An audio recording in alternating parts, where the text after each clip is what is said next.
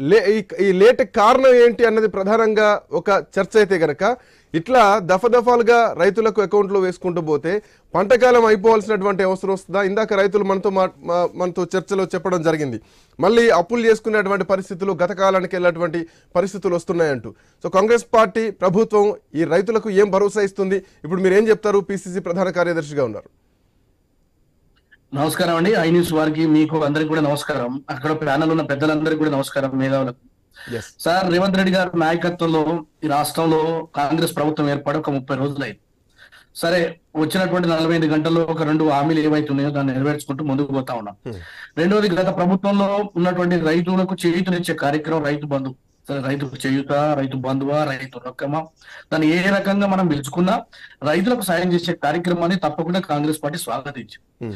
అయితే ఇప్పుడు మేము ఈ 30 రోజుల్లో వచ్చి అల్లావుద్దీన్ అద్భుత దీపం ఉంటే మేము అందరికీ ఏదో తర్వాత ఈ ప్రజల్ని దూరం చేసి లేదా రైతులను మోసం చేసి లేకపోతే రైతులను వంచి ఏదో చేసినట్టుగా ఏదో జరుగుతున్నట్టుగా ప్రతిపక్షాలు గాయ గందరగోళం చేస్తాం. నేను ఒక్కటే మాట మనం చేస్తా ఉన్నా, ఇది నిరంతరం కొనసాగుతుంది. గత ప్రభుత్వం ఇచ్చినటువంటి దానికి అదనంగా సాయం చేకూరుస్తాం. ఉన్నటువంటి పరిస్థితులలో ఏ రకంగా ఉన్నటువంటి నిధులను సర్దుబాటు చేసుకోవాలా, జీతాలు కానీ మిగతా సంక్షేమ కార్యక్రమాలను తీసుకుపోవాలన్నట్టు ఆలోచన ముఖ్యమంత్రి గారు చేస్తా ఉన్నారు, సమీక్షలు చేస్తా ఉన్నారు.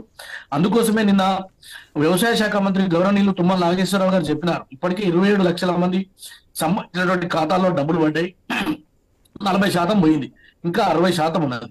దీన్ని కూడా చాలా వేగంగా నిధులు తీసుకొచ్చి సరే ఏ పద్ధతిలో తీసుకొస్తాం, ఎట్లా తీసుకొస్తాం అనేటువంటి ప్రభుత్వానికి ఒక విజన్ ఉన్నది. ఇప్పుడు చెప్తున్నట్టు రైతు బంధు కేవలం నిధుల కొరతతోనే ఈ చిన్న రైతులకు వేయడం జరుగుతుంది అనుకోవాలా?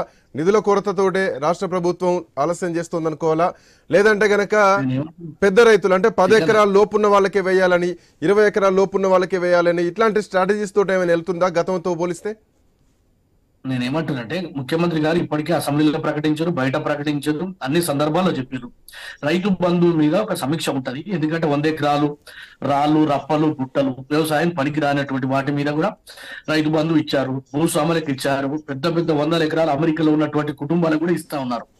దాన్ని తగ్గించుకుంటూ సరే 5 ఎకరాల 10 ఎకరాల 15 ఎకరాల వ్యవసాయం చేస్తున్నటువంటి రైతులక అనే దాని మీద అనేక మంది రైతులకు సంబంధించినటువంటి మేధావులు ఉన్నారు, పాత్రికేయులు ఉంటారు, అనే సమాజంలో వ్యవసాయం మీద అవగాహన ఉన్నటువంటి వాళ్ళతో చర్చలు జరిపి దాన్ని ఎక్కడ గురించాలనేది ప్రభుత్వానికి ఒక స్పష్టమైనటువంటి విజన్ ఉన్నది. ఆ విజన్ ప్రకారం పోతాం. అయితే రైతులకు ఒక్కటే మనం చేస్తా ఉన్నాం, ఏ ప్రతిపక్షాలు అయితే ఇవాళ మాట్లాడుతున్నాయో వారు ఒక్కసారి ఆలోచించుకోవాలి. 5 సంవత్సరాల్లో రుణమాఫీ చేయలేదు. ఐకేపీ సెంటర్ తెచ్చిన ఘన చరిత్ర కాంగ్రెస్ పార్టీది. ఏకకాలంలో దేశవ్యాప్తంగా 72,000 కోట్లతోటి రుణమాఫీ చేసి ప్రజల యొక్క రైతుల యొక్క సంక్షేమాన్ని కాపాడిన పార్టీ కాంగ్రెస్ పార్టీ. రైతుల యొక్క కన్నీళ్లను దూడ్చిన పార్టీ మా పార్టీ. మీకు తెలుసు, ఎరువులు ఇచ్చినాము ఆ రోజు అనేకమైనటువంటి సహకార సంఘాల ద్వారా కానీ, కొనుగోళ్ల కార్యక్రమం మహిళా సంఘాలకే కానీ లేదా మన సహకార సంఘాల ద్వారా. అదే విధంగా ఉచిత విద్యుత్ ఇచ్చి ఉచితంగా ఆనాడు పేర్కొనబడ్డటువంటి బిల్లులను కూడా మాఫీ చేసిన చరిత్ర మారి. కానీ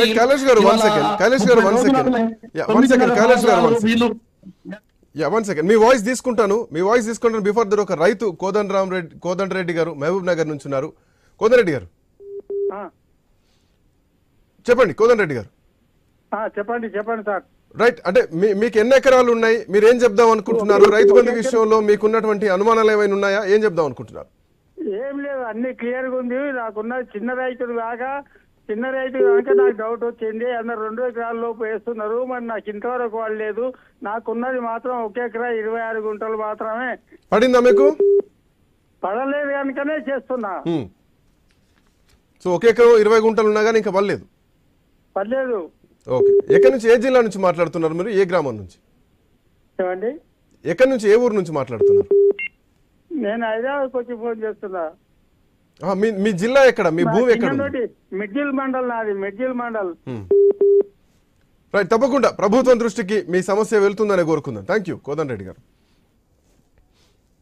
నిజామాబాద్ నుంచి పాషా గారు ఉన్నారు. పాషా గారు.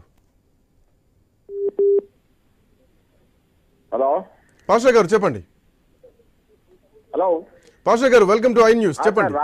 రైతు బంధు గురించి కొద్దిగా డిస్కస్ చేసేదండి సార్. ఎస్, మాట్లాడండి. మీకున్నటువంటి డౌట్ ఏందో చెప్పండి. కాంగ్రెస్ పార్టీ నాయకులు కూడా చర్చలో పాల్గొన్నారు, చెప్పండి. ఏం లేదు సార్, కనీసం ఇన్ఫర్మేషన్ అయితే ఉండాలి కదా సార్. ఎస్ ఎంత ఇస్తున్నారు ఏం చెప్పండి పాషా గారు. డౌట్ అదే సార్, మాకు కనీసం సో ఇన్ఫర్మేషన్ మీకు ఒక డౌట్ ఉంది, ఒక కనీస ఇన్ఫర్మేషన్ లేదు, ఎంత వేస్తున్నారు ఏంది ఎంత. రైట్, నమస్తే, వెల్కమ్ టు ఐ న్యూస్. తెలంగాణలో రైతు బంధు అందక రైతులు ఆగమవుతున్నటువంటి పరిస్థితి కనిపిస్తోంది. యాసంగిలో నాట్లు పూర్తయినా ప్రభుత్వం పెట్టుబడి సాయం జాడలేదు. ఇక సర్కారు సాగు ఖర్చుల నిధులు విడుదల చేసినా గానీ అవి కొంతమంది ఖాతాల్లోనే పడ్డాయి. చాలామంది రైతులకు ఆ కబురే లేదు. రైతు బంధు ఎప్పుడెప్పుడా అని ఎదురు చూస్తున్నారు గ్రామాల్లో రైతులు. కాలయాపన జరుగుతుంది తప్ప రైతుల కన్నీళ్లు మాత్రం తుడిచేవారు లేరంటూ కూడా ఆందోళన వ్యక్తమవుతోంది. ప్రభుత్వం నుంచి దీనిపై సరైన స్పష్టత ఎప్పుడొస్తుందా అని ఎదురు చూస్తున్నారు. విపక్షాలకు ఆయుధంగా మారింది ఇప్పుడు ఇదే రైతు బంధు. అయితే రైతు బంధు నిధుల విడుదలపై వ్యవసాయ శాఖ మంత్రి తుమ్మల నాగేశ్వరరావు కూడా కీలక ప్రకటన చేశారు. రైతు బంధుపై ఎట్లాంటి అనుమానం వద్దన్నారు. రబీ సీజన్లో రైతు బంధు కింద ఇప్పటి వరకు 24 లక్షల మంది రైతుల ఖాతాల్లో డబ్బులు జమ చేశామని అధికారులు చెప్తున్నారు. ఇక ఈ అంశం ఇట్లా ఉంటే కౌలు రైతులకు రైతు బంధు ఇస్తున్నారా లేదా? 10 ఎకరాల లోపున్న చిన్న రైతులకే రైతు బంధు ఇస్తున్నారా లేదంటే 100 ఎకరాలున్న వాళ్ళకు కూడా సాగు పెట్టుబడి అందుతుందా? సమస్య ఏంటో తెలియదు కానీ సాగు ఖర్చులు ఎందుకు అందట్లేదో రైతులకు సమాధానం చెప్పేవాళ్లు లేరు. ఎందుకిలా? ఏం జరుగుతోంది? కేసీఆర్ రేవంత్ ప్రభుత్వాల మధ్య పథకాల్లో ఉన్నటువంటి తేడా ఏమిటి? ప్రత్యేక చర్చ దీనిపైన జరగాల్సినటువంటి అవసరం ఉంది. ఇట్లా నేపథ్యంలో ఒకసారి రాష్ట్ర వ్యాప్తంగా ఉన్నటువంటి రైతుల పరిస్థితిని పరిశీలించాల్సినటువంటి అవసరం ఉంది. రైతుల విన్నపాల్ని ప్రభుత్వం దృష్టికి తీసుకెళ్లాల్సినటువంటి అవసరం ఉంది. దాంట్లో భాగంగానే ఐ న్యూస్ ఈరోజు రైతు బంధుకు సంబంధించినటువంటి చర్చా కార్యక్రమాన్ని మీ ముందుకు తీసుకురావడం జరిగింది. ఇక నిజామాబాద్లో రైతు బంధుపై అన్నదాతలు ఏమంటున్నారో ఒకసారి మా ప్రతినిధి శ్రీకాంత్ అందిస్తున్నటువంటి వివరాలు చూద్దాం.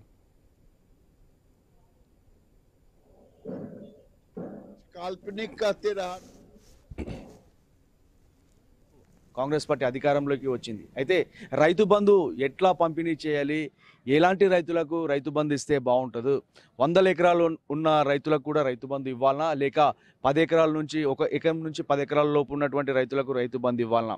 మరోవైపు కౌలు రైతులకు కూడా సీఎం రేవంత్ రెడ్డి రైతు బంధు ఇస్తానని ప్రకటించారు. అయితే నిజామాబాద్ జిల్లాలో అసలు రైతు బంధు గురించి రైతులు ఏమనుకుంటున్నారు? చాలా ఏళ్లుగా వ్యవసాయాన్ని నమ్ముకొని సాగు చేస్తున్నటువంటి అన్నదాతలు ఈ కాంగ్రెస్ పార్టీ ప్రకటించినటువంటి రైతు బంధు పైన వాళ్ళ అభిప్రాయాలు ఏంటో తెలుసుకునే ప్రయత్నం చేద్దాం.